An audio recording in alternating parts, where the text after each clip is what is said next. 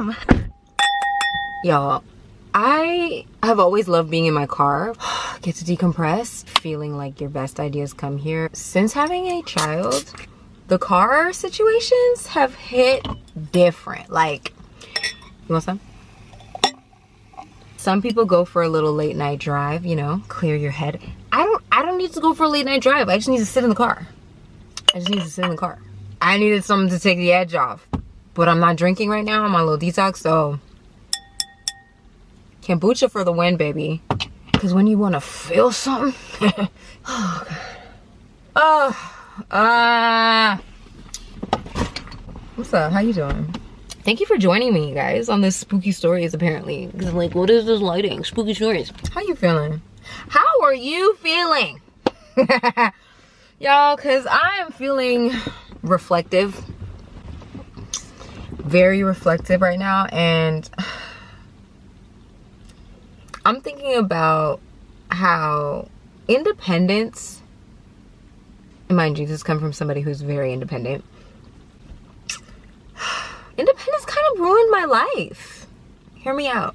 I built a life, beautiful life, through my independence, but I realized that when it comes to relationships, as a woman, I'm speaking to women. Men, if you hear, you can listen, but if you're gonna say something stupid, like, please exit.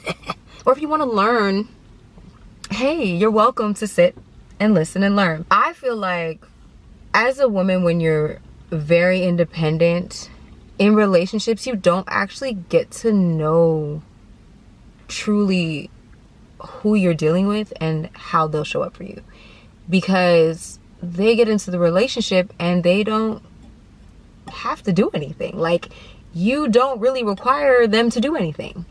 And I feel like it's something you don't realize in the beginning, because you, again, are so independent that you're like, you don't need him for his money. You don't need him.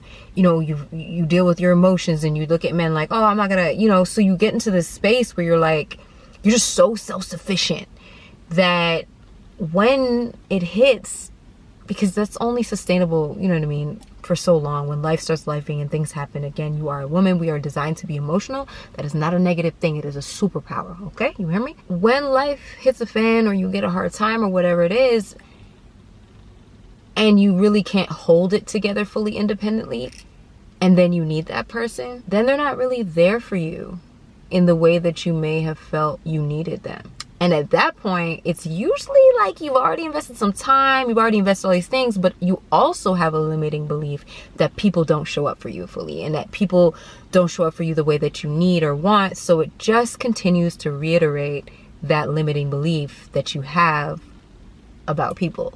Especially for independent women, it usually centers around men. For me, I don't have that belief system around women. Like, women have literally saved my life, okay? Like, my community, my tribe has shown up for me these last few years and literally, like, held me like this, you guys. Like, here you go, keep, really need some help. Like, they've held me.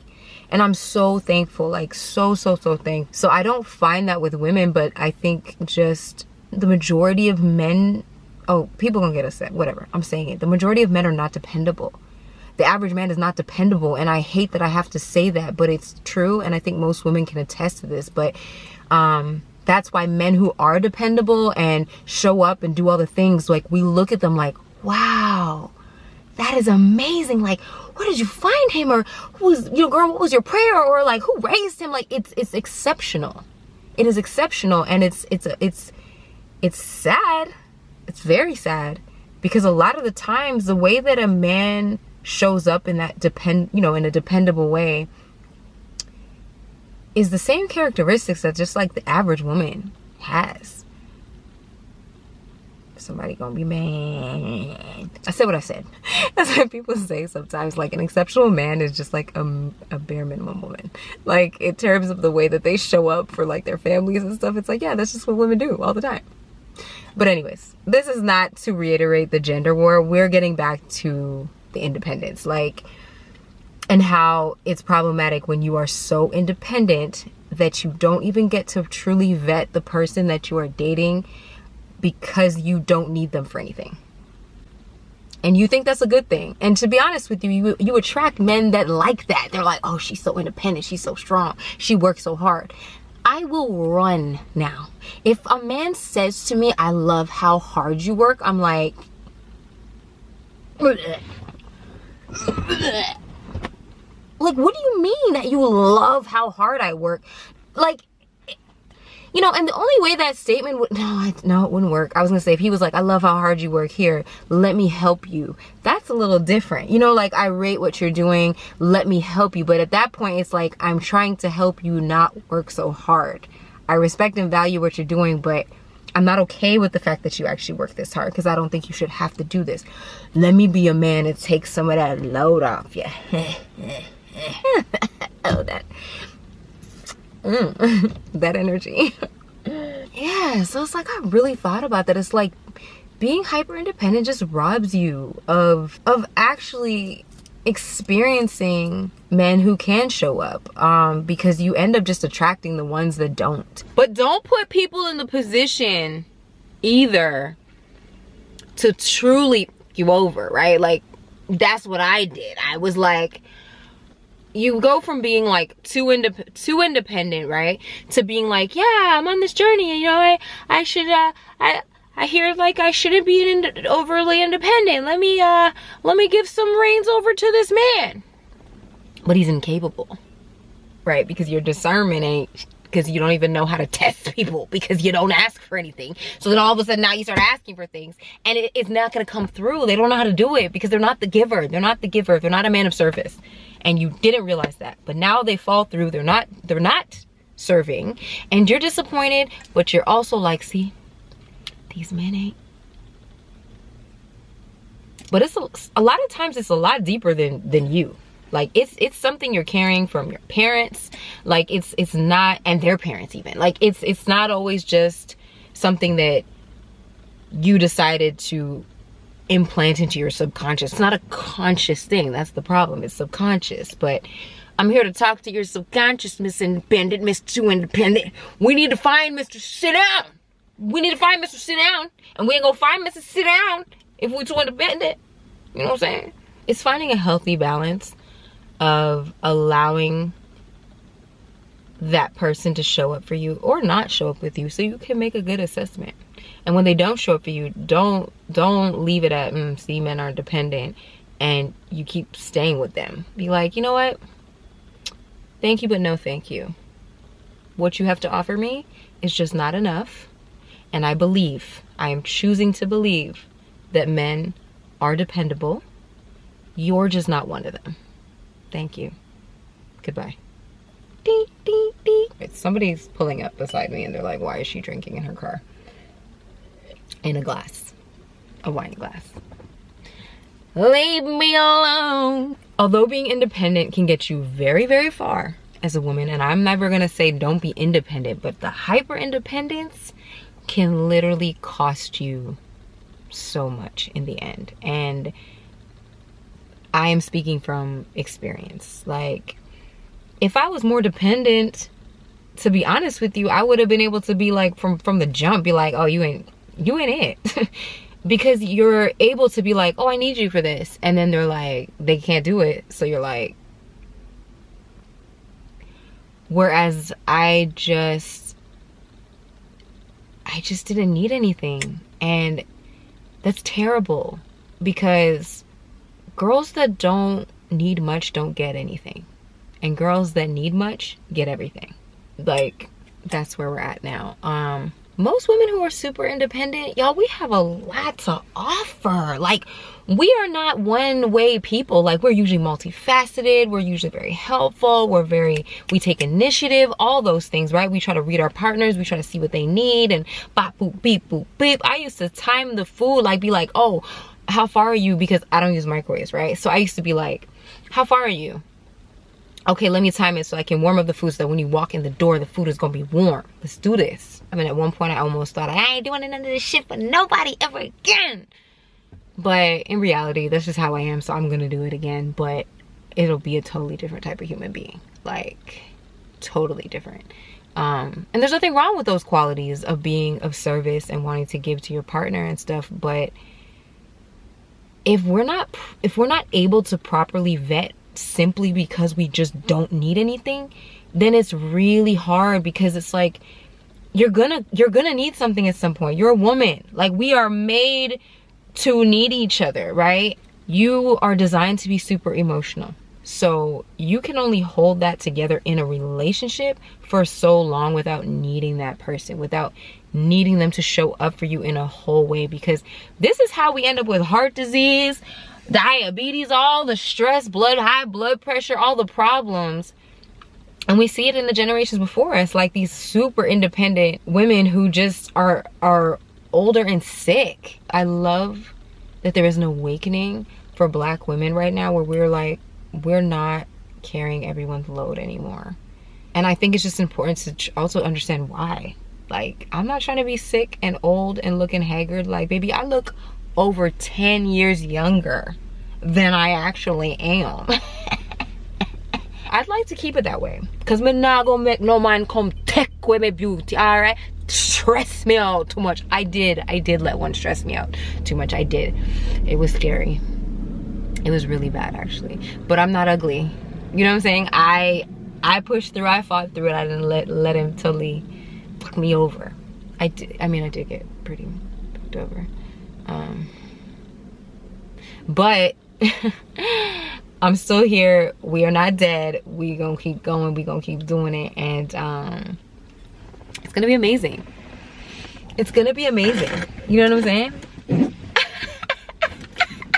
It's gonna be amazing. You know what I mean? Moving forward, all of my independent ladies, just be needy. It's okay. I'm learning that it's okay to be needy. Because you know what? You get to really see who shows up for you and delete who doesn't. Delete. And the ones that show up for you, you're like, okay.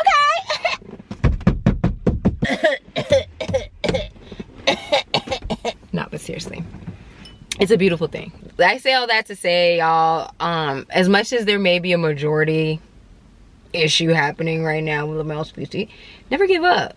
I'm never giving up. And we can come back to this video one day when I'm all in the right place, baby, loved on, feeling good, feeling right, and it's divine. You know what I'm saying?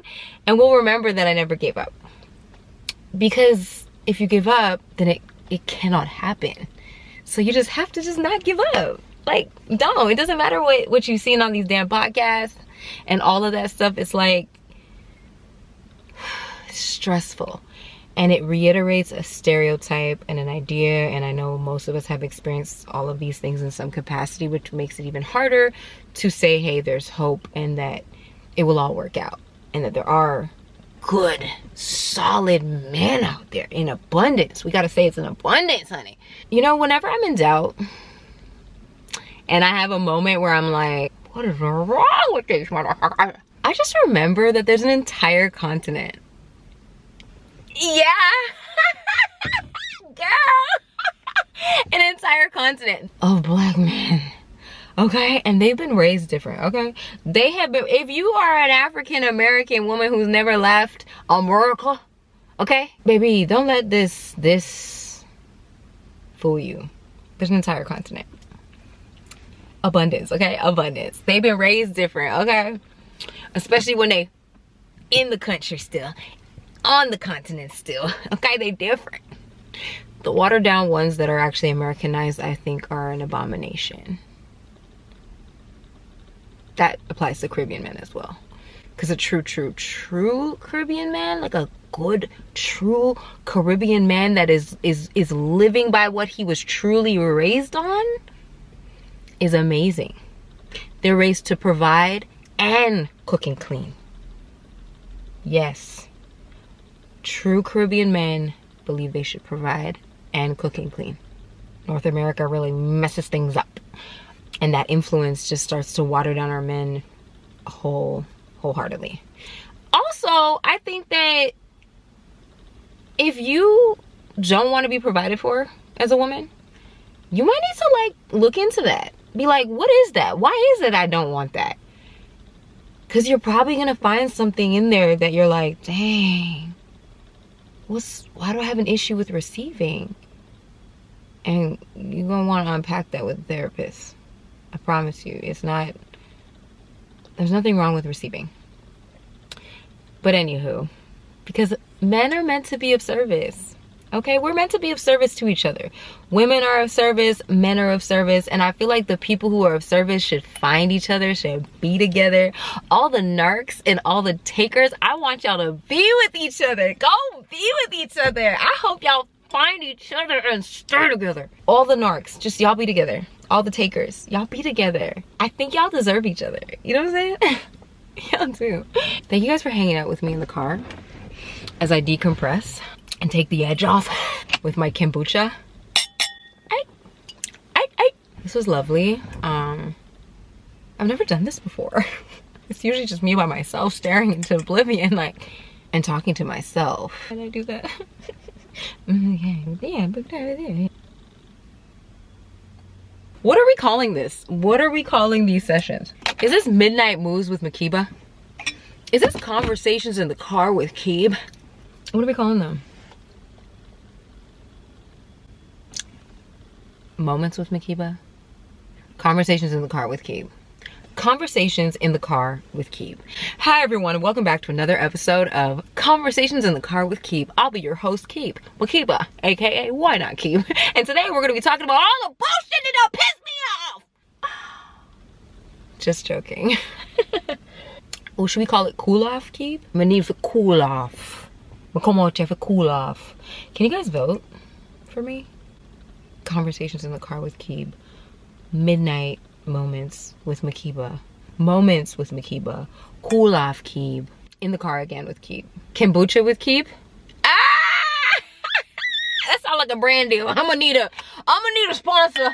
Can I get a sponsor? Can I get a sponsor? Can I get a sponsor? Can I get a sponsor? That's a low note. I didn't like that. We don't like that. Can I get a spot? Can I get a sponsor? Okay, let me stop before I break the glass. I'm done, y'all. Go to bed. Let me go back home. This kombucha was really good though. Alright, y'all. I love you, and I will see you in my next video. Cheers.